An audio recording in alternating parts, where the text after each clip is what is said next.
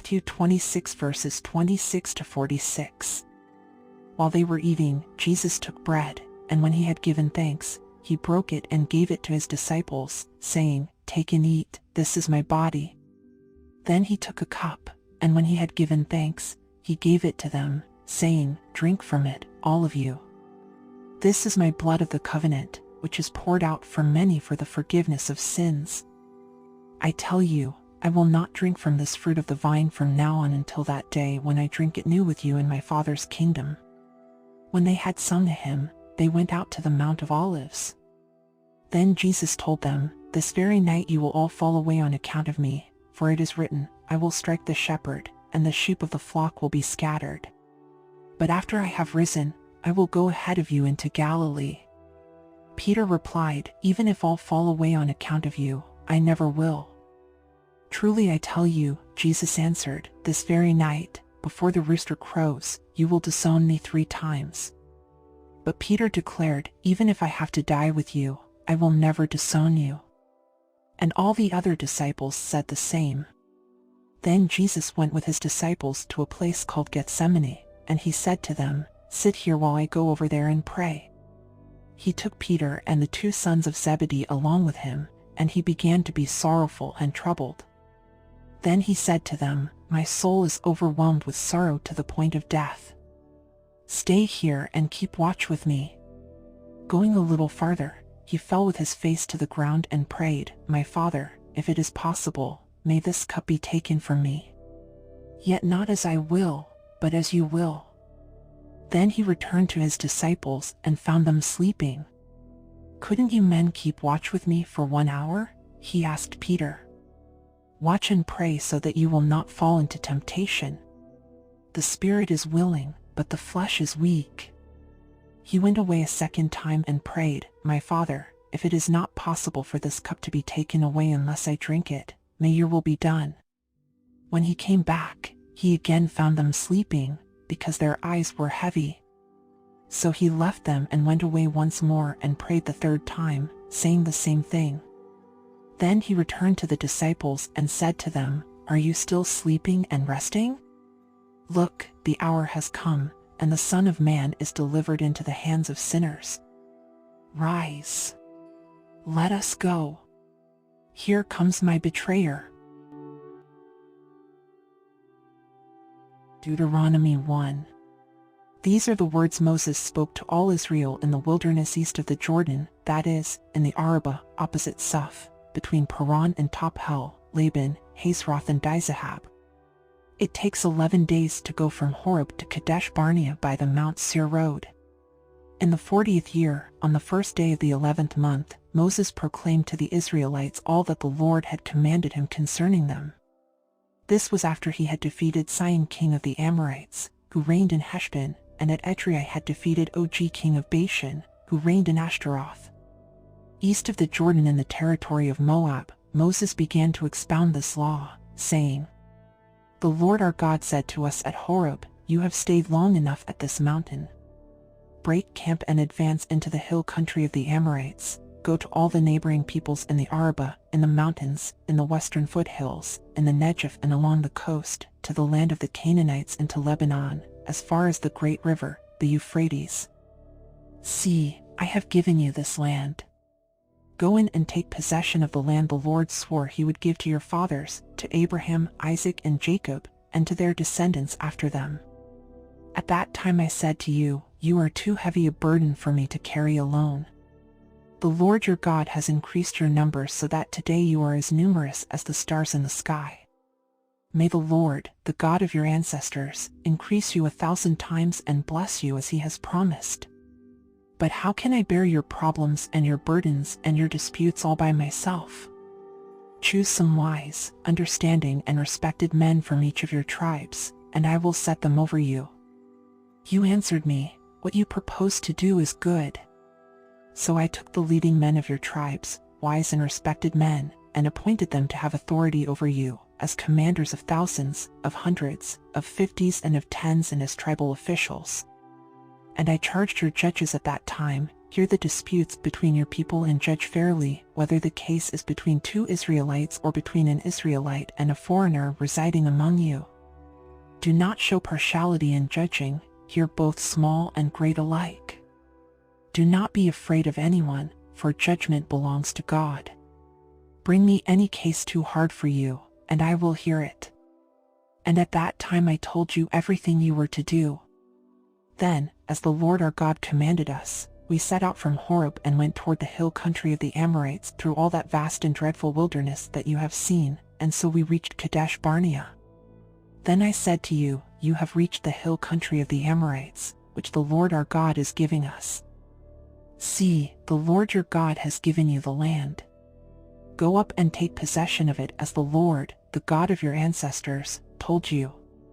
Do not be afraid, do not be discouraged.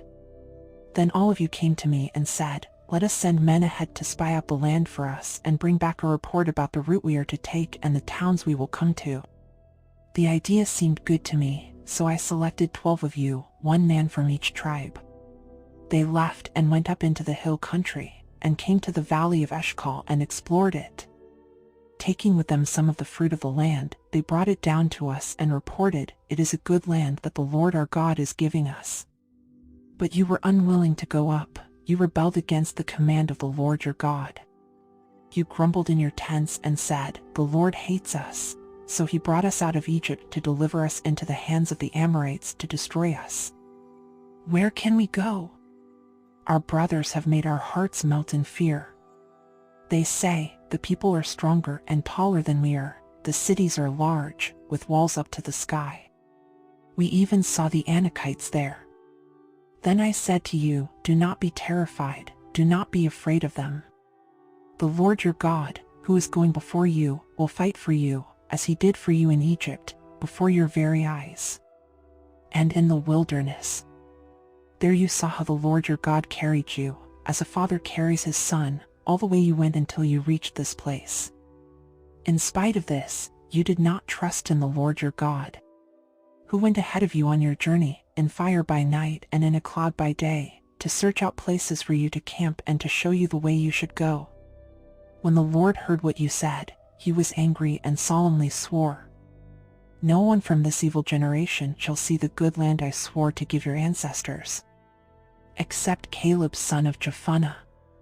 He will see it, and I will give him and his descendants the land he set his feet on, because he followed the Lord wholeheartedly. Because of you the Lord became angry with me also and said, you shall not enter it either. But your assistant, Joshua son of Nun, will enter it. Encourage him, because he will lead Israel to inherit it. And the little ones that you said would be taken captive, your children who do not yet know good from bad, they will enter the land. I will give it to them and they will take possession of it. But as for you, turn around and set out toward the desert along the route to the Red Sea. Then you replied, we have sinned against the Lord. We will go up and fight, as the Lord our God commanded us. So every one of you put on his weapons, thinking it easy to go up into the hill country. But the Lord said to me, tell them, do not go up and fight, because I will not be with you. You will be defeated by your enemies. So I told you, but you would not listen. You rebelled against the Lord's command, and in your arrogance you marched up into the hill country. The Amorites who lived in those hills came out against you. They chased you like a swarm of bees and beat you down from Seir all the way to Hormah. You came back and wept before the Lord, but he paid no attention to your weeping and turned a deaf ear to you. And so you stayed in Kadesh many days, all the time you spent there. Deuteronomy 2. Then we turned back and set out toward the wilderness along the route to the Red Sea, as the Lord had directed me. For a long time we made our way around the hill country of Seir. Then the Lord said to me, you have made your way around this hill country long enough, now turn north. Give the people these orders, you are about to pass through the territory of your relatives, the descendants of Esau, who live in Seir. They will be afraid of you, but be very careful. Do not provoke them to war, for I will not give you any of their land, not even enough to put your foot on. I have given Esau the hill country of Seir as his own. You are to pay them in silver for the food you eat and the water you drink. The Lord your God has blessed you in all the work of your hands. He has watched over your journey through this vast wilderness. These 40 years the Lord your God has been with you, and you have not lacked anything.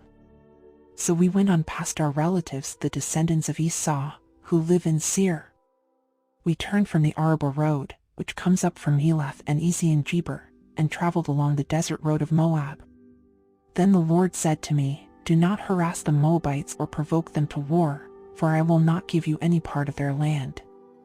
I have given Ar to the descendants of Lot as a possession. The Emites used to live there, a people strong and numerous, and as tall as the Anakites. Like the Anakites, they too were considered Rephates, but the Moabites called them Emites. Horites used to live in Seir, but the descendants of Esau drove them out. They destroyed the Horites from before them and settled in their place, just as Israel did in the land the Lord gave them as their possession. And the Lord said, Now get up and cross the Zered valley. So we crossed the valley. 38 years passed from the time we left Kadesh Barnea until we crossed the Zered valley.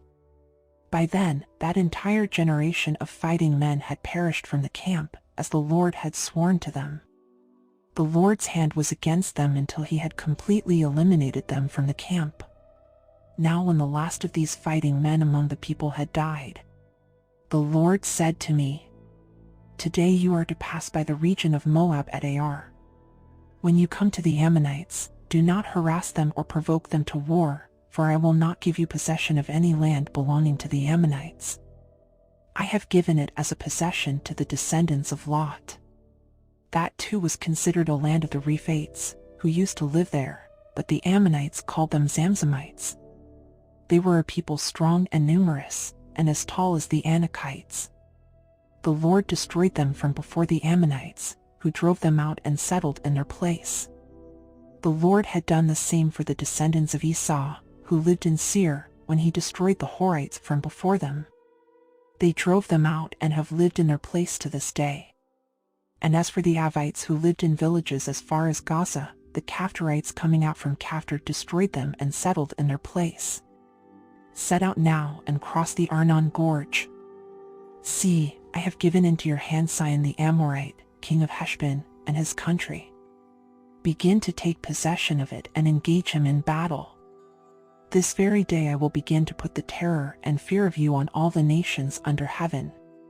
They will hear reports of you and will tremble and be in anguish because of you. From the desert of Kedemoth I sent messengers to Sihon king of Heshbon offering peace and saying, Let us pass through your country. We will stay on the main road, we will not turn aside to the right or to the left. Sell us food to eat and water to drink for their price in silver. Only let us pass through on foot. As the descendants of Esau, who live in Seir, and the Moabites, who live in Ar, did for us, until we cross the Jordan into the land the Lord our God is giving us. But Sihon king of Heshbon refused to let us pass through. For the Lord your God had made his spirit stubborn and his heart obstinate in order to give him into your hands, as he has now done. The Lord said to me, See, I have begun to deliver Sihon and his country over to you. Now begin to conquer and possess his land. When Sihon and all his army came out to meet us in battle at Jahaz, the Lord our God delivered him over to us, and we struck him down, together with his sons and his whole army. At that time we took all his towns and completely destroyed them, men, women, and children. We left no survivors. But the livestock and the plunder from the towns we had captured we carried off for ourselves. From Aroer on the rim of the Arnon Gorge, and from the town in the gorge, even as far as Gilead, not one town was too strong for us. The Lord our God gave us all of them.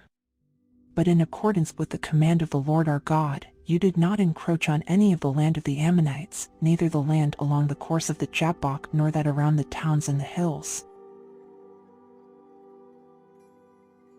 Job 4.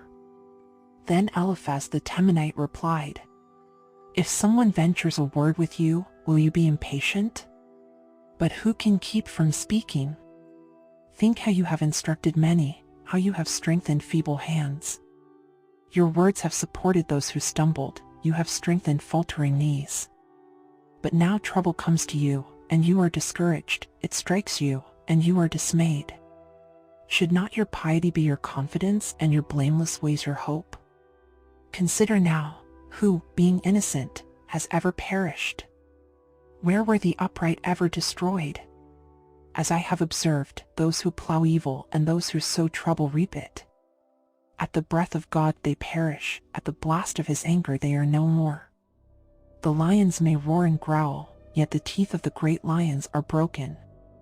The lion perishes for lack of prey, and the cubs of the lioness are scattered. A word was secretly brought to me, my ears caught a whisper of it. Amid disquieting dreams in the night, when deep sleep falls on people, fear and trembling seized me and made all my bones shake. A spirit glided past my face, and the hair on my body stood on end. It stopped, but I could not tell what it was. A form stood before my eyes, and I heard a hushed voice. Can a mortal be more righteous than God? Can even a strong man be more pure than his Maker? If God places no trust in his servants, if he charges his angels with error, how much more those who live in houses of clay, whose foundations are in the dust, who are crushed more readily than a moth. Between dawn and dusk they are broken to pieces, unnoticed, they perish forever. Are not the cords of their tent pulled up, so that they die without wisdom?